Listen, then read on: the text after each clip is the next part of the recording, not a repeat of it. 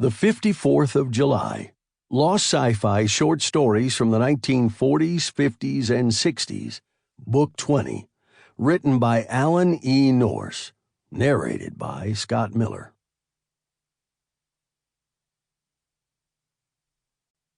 Introduction.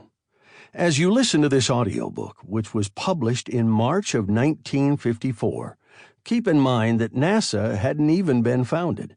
That wouldn't happen for another 4 years. Yuri Gagarin would become the first man in space 7 years after this short story debuted in Imagination Stories of Science and Fantasy.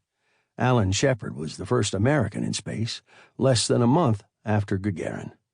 And a little more than 15 years after the 54th of July was written, Neil Armstrong became the first man on the moon.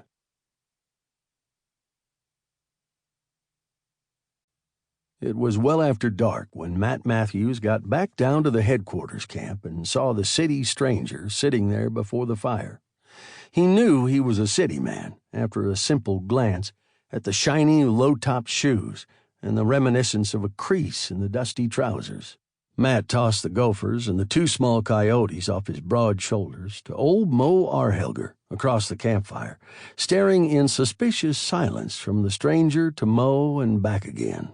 "Who's he?" he asked finally. "He wants to go down to the ship," said Moe, tossing another stick into the fire. He was a thin, wiry old man, with a white rim of beard scraggling over his lean jaw. A short-bit pipe was clenched between a set of very bad teeth.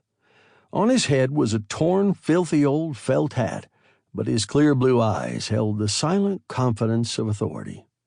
The old man puffed quietly as he glanced up at the young giant who had just arrived. "His name's Levy," he says. "Flew over from El Paso this morning in a copter just to see me. He even knew my name." "Everybody in New Mexico knows your name," Matthews growled. The old man nodded, his eyes bright. "Mr. Levy wants to go down to the ship tonight." Matt stared at the stranger's half-day stubble. Then he burst out laughing. "That's what we all want to do, buddy. Just go down to the ship, that's all.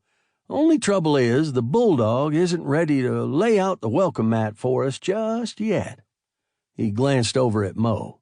"Did the doc say anything about Jack Abel?" "Jack's dead.